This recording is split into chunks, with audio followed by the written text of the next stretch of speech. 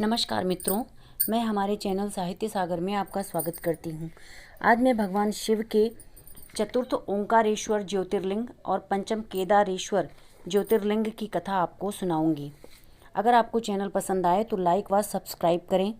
भगवान महाकाल आपकी रक्षा करें, आपकी मनोकामनाओं को पूरा करें। चतुर्थ ओंकारेश्वर शिवलिंग की कथा इस प्रकार है। विंध्य पर्वत को यह अहंकार था कि मुझ में कोई न्यूनता नहीं है। देवर्षि नारद एक बार विंध्याचल के समीप पहुँचे और उसे देखकर उन्होंने दीर्घ श्वास लिया। विंध्य ने पूछा, आपने मुझ में क्या न्यूनता देखी कि निःश्वास लिया? नारद बोले, तुम में गुण तो सब हैं, किंतु सुमेरु तुमसे बहुत ऊंचा है और उसके देवताओं में गणना है। तुम तो सामान्य पर्वत मात्र हो। देवर्षि इतना कहकर चले गए, किंतु विंध्य बड़ा दुखी हुआ। उसने सोचा, मेरे जीवन को धिक्कार है यदि मैं सुमेरु से भी श्रेष्ठ नहीं बनता।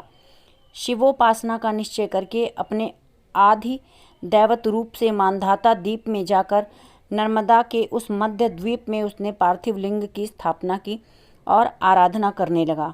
पूरे 6 महीने उसकी तन्मया में इस प्रकार बीत गए जैसे कुछ क्षण व्यतीत हुए हों। भगवान शिव प्रकट हुए, बोले, वरदान मांगो विंध्य, मुझे मेरा कार्य सिद्ध करने वाली शक्ति और बुद्धि प्रदान करें। शिव ने सोचा, यह तो दूसरों को कष्ट देना चाहता है, किंतु वरदान देने को तो कह चुके थे। बोले, पर्वतराज, तुम इच्छानुसार प्रयत्न करो। देवताओं ने प्रार्थना की, प्रभु आप यहीं स्थित हों। भगवान शंकर ने विंध्य के द्वारा स्थापित लिंग में अपना निवास बनाया और देवताओं के द्वारा प्रार्थित होने के कारण भी एक रूप से स्थिर हुए।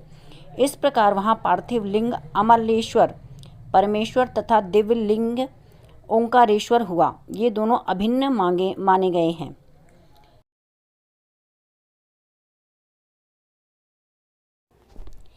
पंचम केदारेश्वर ज्योतिर्लिंग की कथा इस प्रकार है।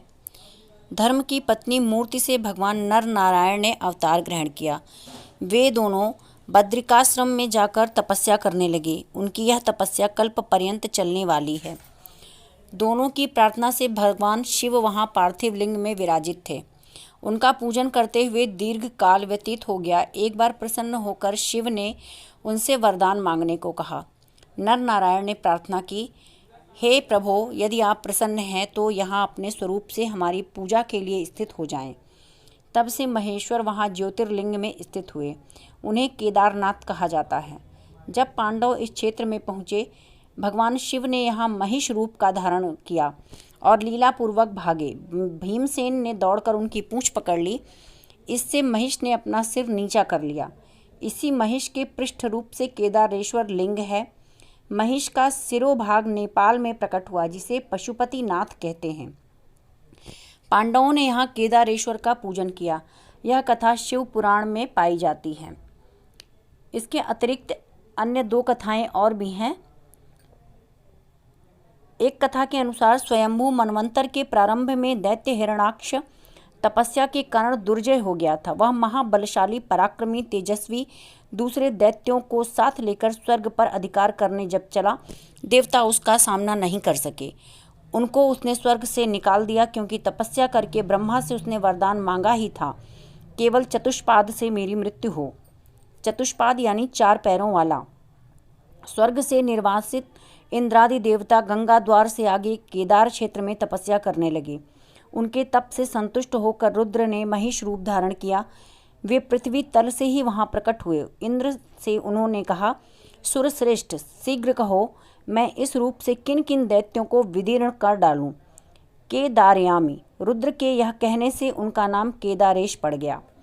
इंद्र ने प्रार्थना की, हिरणाक्ष, सुबाहु, वक्रकंधर, वृषंग तथा रोहिताक्ष, इन 5 का आप संहार कर दें। इनके मरने पर शेष दैत्य मृतक तुल्य हो जाएंगे। उन दुर्बल दीन दैत्यों के वध से क्या लाभ। शिव ने हुंकार करते हुए स्वर्ग की ओर प्रस्थान किया। दैत्य और दानवों ने उस भयानक भैंसे पर डंडों और पत्थरों की बौछार प्रारंभ कर दी, किंतु उसे वह आघात पुष्प वर्षा के समान प्रतीत होता था। महिष रूपधारी रुद्र ने हिरणाक्ष को उसके चारों मुख्य नायकों से अपने सींग और सिर की टक्कर से मार दिया। 5 को मारकर उसी रूप में रुद्र इंद्र के पास लौट आए। तुमने जिन दैत्यों का नाम लिया था, मैंने उन्हें मार दिया। ऐसा शिव जी ने कहा। त्रिलोकी का राज्य करो, कोई और वरदान मांगो। इंद्र ने प्रार्थना की, त्रिभुवन की रक्षा तथा कल्याण के लिए आप इसी रूप में यहाँ निवास करें। शिव ने इसे स्वीकार किया। वहाँ एक कुंड प्रकट हुआ और वे स्वयं वहाँ स्थित हो गए। इंद्र, मैं स्वर्ग से प्रतिदिन आकर इस कुंड के जल से आपकी पूजा करूँगा। इंद्र ने वहाँ मंदिर का निर्माण कर दिया। प्रतिदिन देवराज वहाँ पूजा करने आते थे। एक दिन शीतकाल में आए तो वह कुंड और अर्चा विग्रह दोनों हिमाक्षादित मिले। अत्यंत दुखी होकर प्रणाम करके लौट गए। वे प्रतिदिन आते थे और प्रणाम करके लौट जाते थे। अब 4 महीने भी हिम गला। मंदिर और शिवलिंग के दर्शन हुए। इंद्र ने देवताओं के साथ बड़ा उत्सव मनाया, बड़े समारोह से पूजन किया। भगवान शंकर ने प्रसन्न होकर इंद्र को वरदान मांगने को कहा।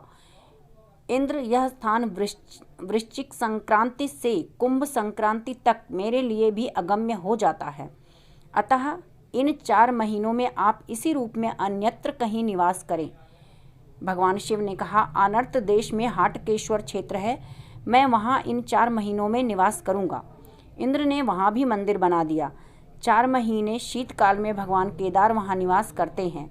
वर्तमान समय में इस हाटकेश्वर स्थानक बस्ती का नाम बड़नगर है। यह कहानी आपको स्कंद पुराण से मिल जाएगी।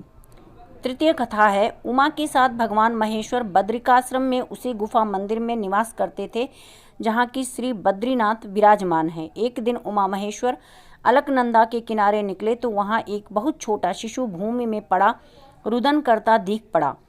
उस इंद्र नील मणि के समान शिशु को देखकर भगवती में वात्सल्य जागृत हुआ। उन्होंने कहा, हे नाथ, यह शिशु अनाथ है, संरक्षकहीन है, हमें इसका पालन करना चाहिए।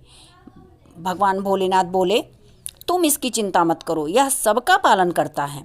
पार्वती ने इतने छोटे शिशु को यूं भूमि में छोड़ देना स्वीकार नहीं किया। उन्होंने उसे गोद में उठा लिया। भगवान विश्वनाथ हंसे, दोनों मंदिर में आ गए। रात्रि विश्राम के पश्चात जब दोनों उठे, देखा कि वहाँ मुख्य पीठ पर ध्यानस्थ चतुर्भुज नारायण विराजमान हैं। शिव जी ने पार्वती से कहा, मेरे मना करने पर भी तुम उस शिशु को उठा लाई। अब उसने यहाँ आकर अधिकार कर लिया है और अधिकार करके उस स्थान का त्याग कर देना इसके स्वभाव में नहीं है। पार्वती ने कहा, तुमने स्वयं ही जब इसे अपना स्थान दिया है तो निकाल भी कैसे सकते हैं। तब से उमा महेश्वर वहाँ केदार क्षेत्र चले गए और वहीं निवास करने लगे।